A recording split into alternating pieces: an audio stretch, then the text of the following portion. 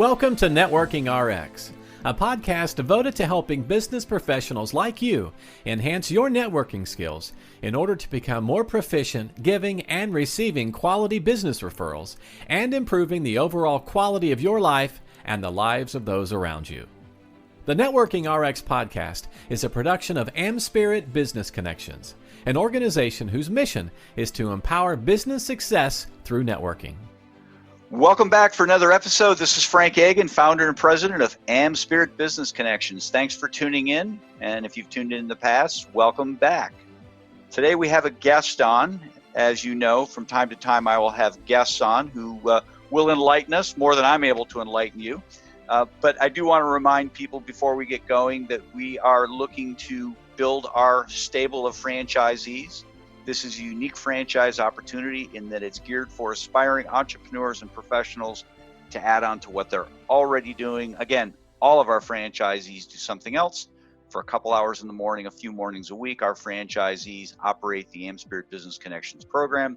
The rest of their week, they're accountants, attorneys, financial advisors, realtors, coaches, consultants of various kinds. If you're interested, contact me. There's an email in the show notes, or you can use the one provided at the end of the podcast. Today I have Allison Henderson on here with me. She's an author and a leader in the field of subconscious behavior observation. And it's generally called movement pattern analysis, essentially body language. And she's one of 26 people certified with respect to movement pattern analysis worldwide. She's founded a company, Moving Image Consulting, to coach business leaders to harness the power of their body language. And she trains with relative to presentation skills, business development, executive presence, that is, focusing on how our body language is perceived and how people interpret those signals. While it might seem complicated, to me it seems complicated. Everything's complicated to me. Allison's training actually brings more ease to communication by giving us confidence to be ourselves. She's the author of a book called Reducing the Drama in Business Relationships, which is available on Amazon and on its way to me because I ordered it. Allison, welcome. Hello. Well, I appreciate you being on. As I was sharing before the program, there's lots of ways for us to communicate in this day and age. I sound like an old man when I say that. But it used to be you just kind of made a phone call. And even before that, you didn't make a phone call. You just walked down the street and you talked to somebody. But now we have texting, we have emails, and certainly call, and then Zoom and Skype. You and I can see each other, which is great. And then there's in-person communication. Texting is not a great medium to have a conversation, although I do have people who try to do that. Emailing, same thing. So much can kind of be lost in emails. And even calls. If I want to get on calls, things are lost, but there's a little more context to calls. And then Zoom or Skype is even more helpful, but nothing will ever replace that getting together and being face-to-face with somebody, having a conversation. All of that said, I have read, and I don't know if the number's correct, but 70% of what we communicate is nonverbal. And to me, that's, frightening or empowering, probably both, depending upon the situation. Knowing that if you're on a call, you're losing that, or if you're in person and it's not a particularly great day, it's not helping you. So why don't you share your background and how you got into this and your take on this, movement pattern analysis?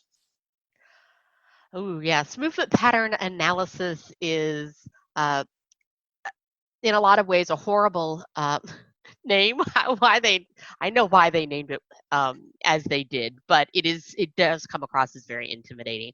It is literally a diagnostic tool. It's an observation tool for recognizing an individual's decision-making process. So that body-mind connection that we all know exists, movement pattern analysis really gets in there, and the trained certified analysts can literally uh, tell you how you prefer to make decisions, whether you like to say yes right away and go right into action, or whether you are very research oriented and need to be really prepared before you move forward. It looks at a lot of different things. So it's kind of like a DISC or a Myers-Briggs sort of strengths and challenges analysis, but we only base it on nonverbal behavior. We only use your movement to come up with our data, which is really cool because each person has their own movement signature. Let's say how you recognize them walking down the street or in a busy airport is because you know how they move, and each person is individualized. And we use that information to work with individuals on their communication skills. Based on how they make decisions, that's how they're going to speak to another individual. And it's giving them that knowledge of, okay, this is how you talk and this is what your body does. So it's merging the two things and really coming to an authentic, organic, this is how I communicate to the world so that people like, know, and trust me because it comes across as very congruent. The words and the actions really merge together and fit together. On the flip side of that, if I'm not doing a profile of somebody's decision making process, I can and do train teams to observe certain things in other individuals so that they know how to communicate what part of their business they should share with this person. Because if they're action oriented, they're not going to want a bunch of detail about your business. They will want to know how they work with you. What is the process? How long does it take to put together a, say, business plan or a will or whatever it is that they might come to you for in your business? They're going to want to know kind of those sorts of things. If you can glean from somebody that they're really evaluative and they're giving you a lot of signals that they're kind of judging, in a sense, they're trying to decide whether you're truthful or not, they're trying to decide whether they might want to call you and have a conversation or not, then you come at them with what makes you different and why they would want to work with you or why they would want to have a conversation with you. So when it comes to the relationship building, and particularly with networking, it's really great to be able to look for some of these benchmark movements that we can see in an individual, because that helps that early communication. That's what's so critical from networking, is we really have a short amount of time to speak with one another, particularly if you're trying to get around to more of the room, or you only have a 30-second elevator pitch that you're giving to somebody. How do you maximize that face-to-face communication, because it's often so short? And that's really what the training is geared towards, is maximizing all of our face-to-face so that our body and our words are congruent, and it's making a really impactful and powerful statement.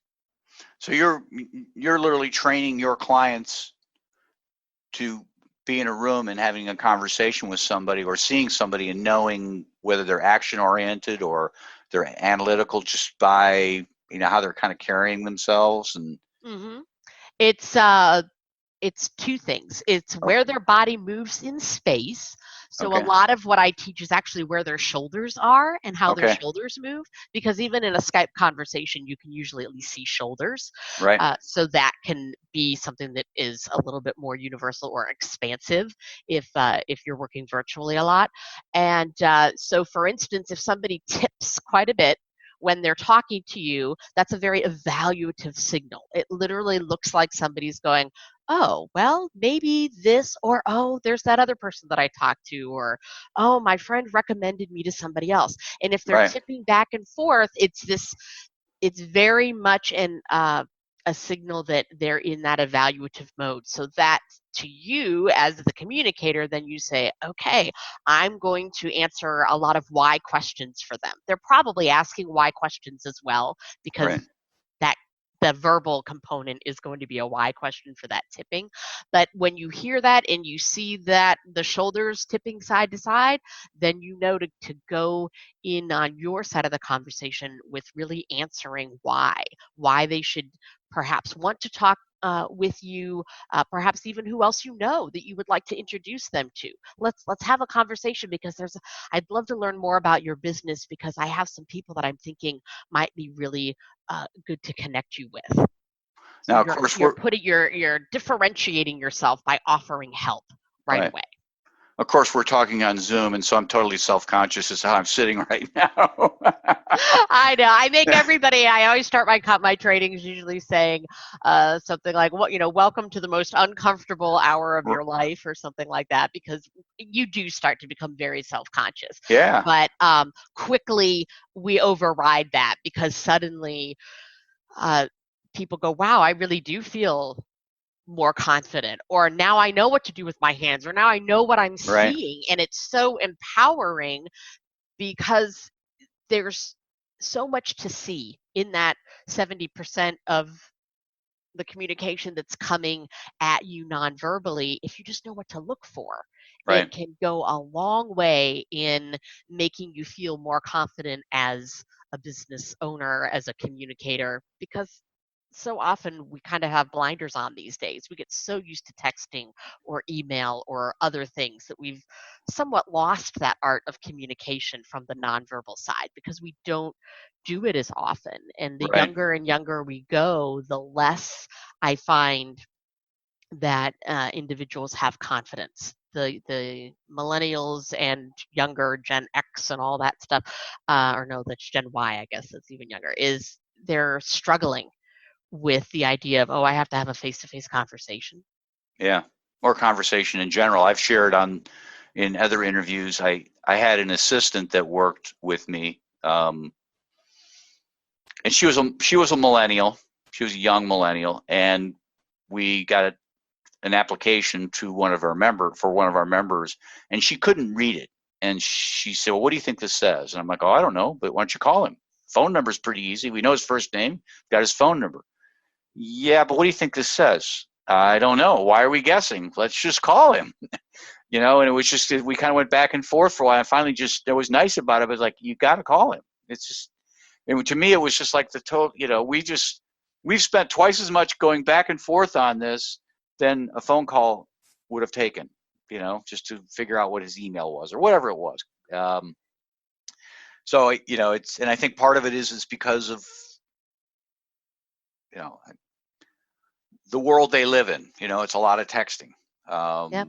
Lack of practice. They just really haven't done a lot of that, and it really does take kind of a forward-thinking company oftentimes to provide those skills. Sometimes I feel like my generation and older are saying, why should I have to pay for somebody to teach you how to do that? Like Yeah. it becomes this, you should already know that, or isn't that what I hired you for? If it comes like to a sales conversation or something, well, isn't that what you're the salesperson, isn't that what I hired you for? Well, yes, you did, but maybe they need just some extra skills in Yeah. their toolbox to maybe they're really great on the phone, but face to face they're not so good, or they're really good at company line and scripting, but when they have to go off script and improvise because somebody's asked them a question that they don't have the answer to right there in that script, maybe they do need a little bit of tweaking here and there. And it's that's kind of why I exist, to go in and give people those extra confidence pieces by Yeah. understanding both what they give off signal wise non-verbally and what Right. they see. Well, and I look at it as it's a lifelong skill. In other words, you learn it, and it's like riding a bike. It's not going to go away. You're only going to get better over time. It's not like learning a phone system that may be replaced in 5 years. You're okay. Here's the skill. This is how you do it. It's really pretty simple. I've talked to my kids. My kids are in college. One's out now, and I've talked to them through the years about small talk. It's about getting them talking, asking them questions. and they're pretty proud of themselves when they're out there and they are, they're able to do it. But it's, it's that's a life skill that's important. Now, when you walk into an event, or really any room, you're able to read people. Yeah, until they know what I do, and then they then they get all self-conscious and they stop moving organically, and then it's like all these mixed signals are coming at me. But right, and I think in most people, if you walk into a room and you don't go very far and you just stay near the outskirts and you just take a moment to observe, you absolutely know who is approachable, who's not, because you're instinctive. You will pick up on it if you just take a second to do that. And the small talk, as you're mentioning, absolutely open-ended questions, because then you'll see the nonverbal behavior that you need to see. So many people go in there and somebody says, "Hey, what do you do?" and they kind of verbally just go off and and they don't stop talking. And then those are the people that then extraction is difficult, right? How do you get away from those oversharers in the room and things like that? But there is a way to see who's open. And then there's also a skill on your side. If you want to be the person that's approached, because I know I talk to a lot of people, and I do training that I call like networking ninja training, because people think that's fun to go to take networking ninja training. And I'll say, if you don't like to initiate the conversation, you need to give off the signals of, "Hey, I'm open and I want you to come talk to me." Right. Instead of being all nervous and kind of collapsed and rounded shoulders and closed off to individuals, which is what happens when we lose confidence and we feel like we're out of our element or we don't know anybody. We tend to shrink. Right. If we do the opposite and we open up and we stay open and with really great posture and look charismatic because we're smiling, somebody is bound to walk over to you and say and introduce themselves and say, "Hi, I'm Allison Henderson, and this is my first time here. Is this your first time? What do you do?" And it's all, you hate to say it's a game, but it is a little bit of a game of, you need to put your body in that confident posture so that you feel it then in your brain. The body and brain are so connected. If you put your body in a very positive posture, it will resonate, and then your brain will start to think that, "Yeah, I've got this. I can do this. I'm more confident. Right. I can absolutely talk about my business." But once we start shrinking and sagging and turning away and turning off and looking down, our brain says, "Oh, I can't do this. I'm not confident. Right. Why are you here? How are you going to talk about your business? You didn't practice your 30-second elevator pitch on the way here. You forgot." Right. And then it all goes downhill from there. Yeah, it spirals down. So shoulder placement, chin up, chin down, eyes, not being able to look people in the eye. These are all little things that we can be not just looking for, but making sure that we are doing them ourselves. I try and I'm certainly self-conscious where my hands are when I'm talking to people. I was at something the other day and it's like my arms are crossed. I'm like, why are my arms crossed? Now I know, I am cold, but do you have to really close? I'm not going to freeze to death, Frank. Just take your arms, uncross your arms, because it's sending a message. And it's sending a message, and then people start to mimic what you're doing, and then it's not good, right? But I try to look people in the eye, or at least see them look away. Just try to have it be natural. But I don't know what's natural. I guess when you're focused on it, it's okay. It's not natural because I'm focused on it, but I am conscious of it. And you use the term game. I don't necessarily think it's a game per se, but it is, there is strategy there. There is, just, it's a means of showing up and being who you are. Well, and it's something we can practice all the time. Right. Because we take our eyes with us everywhere. So you can practice observing people if you don't want to do it in that business setting where you feel like there's a lot of pressure. Observe when you're out at the mall. Observe when you're at the grocery store. Just Yeah. start looking at people and ask yourself, what do I see? Do they look like do I feel like they're in a hurry? Do I Right. feel like they're upset? Uh, can you figure out the relationship? Sometimes I take my clients to coffee houses or to happy hours, and we just look around and I say, okay, so who in that table over there with the 3 or 4 people around it? Who is the boss in this? Okay. Like who looks like they have are highest on the chain of command, or who looks like they're selling to who? You can start to really just train your eyeballs to just take in more. And even if you don't know what the signals mean, if I haven't trained you exactly what they mean, you Right. will be a better communicator just because you have turned on your eyes. And it works in your professional life. It also carries over into your personal life, where it just observing your friends and family members, and you can use good communication skills obviously everywhere in your business, from the first time you meet somebody to creating them as a client to retaining them as a client to Yeah. interviewing to meetings. It works everywhere, and the beauty of it is the signals are the same. Yeah. The signals don't change from personal to professional life or from a meeting to a sales call. The meaning of the signals remains consistent. This is so reassuring for me because I do that just as, I don't want to say as a matter of fun, but I do it. I mean, I'll be at the airport. I like to watch people. I'm out. I like to watch people. I'll be at a restaurant, even with my wife. I'll be watching people and look around, and I'll say, okay, that table, there's something amiss with that relationship there. I'm telling my wife, and how do you know? It's like, well, I just, just the way they don't look at each other or whatever it might be, and you kind of pick up on things. And I don't know what the story is, but you just start to pick up on things. I think my wife thinks I'm nuts, and she's right, but not for that reason.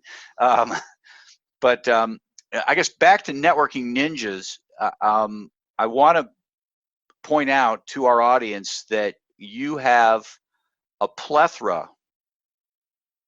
140 some is a plethora. It's a lot. You have a lot of YouTube videos, about 3 or 4 minutes in length, very consumable, meaning you could cover a lot in, watch for 20 minutes and come back another day and watch another 20 and kind of start working through them. But I did find in there that you have a whole series called Networking Ninja, Right. which talk Yeah. about these things, and very enlightening. We don't obviously have time to get into every one of those, but I think they're very insightful for somebody who's not necessarily comfortable with the networking environment. And I think that's what keeps people away from doing it, is because they're not comfortable, right? Absolutely. And some of it is just getting yourself out there and doing it. But I also think that's where wingmen come in so handy, right? Take somebody with you if that also needs to network or maybe isn't comfortable, and sort of Right. buddy up at the very beginning, and then split up and spread out and work the room and then come back. Or then you always have that person in the room that you do know to introduce somebody else to, or to kind of come back to, or there is security in numbers, I guess, Yeah. for some of that, where you feel more comfortable just because there's somebody else in the room that you know. And sometimes they kind of laugh, and I'm like, well, just take somebody with you. It makes a lot of Yeah. sense to me. I know I'm more comfortable, or it's more fun if you go and you know that somebody that you know is going to be there. You can't just stay with your little buddy and not actually do your networking. If you find that happens, then you can't necessarily do that, or you have to say, okay, once we get in the room, we're splitting up, because that can be a trap as well, where you only end up talking to your friend rather than getting around the room. Yeah. Well, I analogize that to when I was a kid. I think we all did this, going door to door selling something, fundraising for whatever, right? It was always so much easier to be doing that door to door with somebody else. Just not that I was worried about being abducted or anything. Nobody wants me, for God's sakes. Well, times are different. You did go door to door selling wrapping paper back then, right? Right, yeah. But it was always so much more comfortable having somebody else with you, because if you got rejected, it just didn't hurt as bad for whatever reason. It just doesn't. And kind of the same thing with networking events. But you're right. Once you get there, you kind of have to split up and figure something. Go your own way and then reconvene. Now, when you encourage people to go out, I mean, do you give them a game plan? Are there metrics? Here, first time you go out, do this. Second time, do this. You kind of expand into it. There can be a little bit of that. I am a big proponent of preparation. Okay. Before the event to have a bit of a game plan in your head of who it is that you want to meet. If there's a list of who's going to be there, and you do take, it can be, a half hour, 45 minutes, kind of trying to look up people sort of on LinkedIn or however you can, just through the internet, trying to get an idea of who you might want to meet, because that gives you a goal and it gives you purpose when you get there, rather than kind of just being in a sea of people. And some people like the really large, there's 200 people going to show up at this happy hour kind of thing. And some people like the more intimate, okay, this is a gathering of only 15 or 20 people. So you also kind of need to know your own comfort zone, right? Whether you like the large events or the small events. But having a couple of people, because that can also help if you don't know anybody, then you say, hey, I'm looking to meet this person, do you know them, or have you seen them here? And that gives you conversation starter, because you're asking about a certain individual. Or definitely try to find a picture of the host, because if you can zoom in on the host and thank them for hosting the event, and then you can ask them if they know any of these people that are on your list that you're looking to connect with, because they most likely know more people in the room perhaps than others do. But usually, at least the first time out, it really helps to kind of have a list of people that I think that so that you can go in with intention. I'm looking to meet these 3 people or these 5 people, and not just getting 20 business cards for no reason, that you're really going in a little bit more targeted. And it just helps to focus, I guess, I keep going back to that word, because it does help when you're going in, that you're not just kind of wandering aimlessly. It gives you a path sort of to for the first time. And then there is a bit of showing up more than once. I mean, if you absolutely couldn't stand the group, well, then don't necessarily go back. But if it's the more regular you are at showing up at the same things or the same groups, it helps you become recognized, and they'll know and trust you more because you've shown up more often. And then you can tell a little bit more of your story in your 30 seconds kind of each time. You don't feel the pressure of having to get everything out that you do. You can choose a different aspect of your business, in different times that you go, so that your introduction stays fresh when you're talking about your business, or you can share some kind of celebration, something, you were in the newspaper, or you were just listed to some top list of XYZ or 40 under 40, or kind of thing, and you can bring up different things on different days. Okay, we're running short on time here. What would be a good referral for you? Who are you looking to meet? How could people listening help you? Well, people that feel like they want to have that leg up by being better able to understand others are always great. Usually mid-sized businesses tend to have smaller teams that will take on a training, or organizations, associations that you're members of, that you have conferences or speakers, webinars, things like that. I do a lot of my marketing for my businesses on going out and speaking and spreading the word that nonverbal communication is a way to grow your business, where most people don't necessarily think of, oh, my sales team isn't doing as well as maybe it could be. Maybe it isn't how many calls they're making. Maybe it's when they have the meeting, there's something non-verbally going on that's not right. Or, my team's not getting along. Well, maybe we can look at the team communication from a different way in. It it's just kind of a different thought, but most people don't go to body language as a first line of defense. And so these kinds of podcasts or talks or things is really how I try to evangelize that this is something that's good for your business. What's the best way to get a hold of you? Well, always on the internet, you can find Moving Image at simply www.movingimageconsulting.com. My YouTube videos, I believe, are under Moving Image. If you get onto YouTube, and you can search for me there. I'm all over LinkedIn. Just started baby steps on Instagram.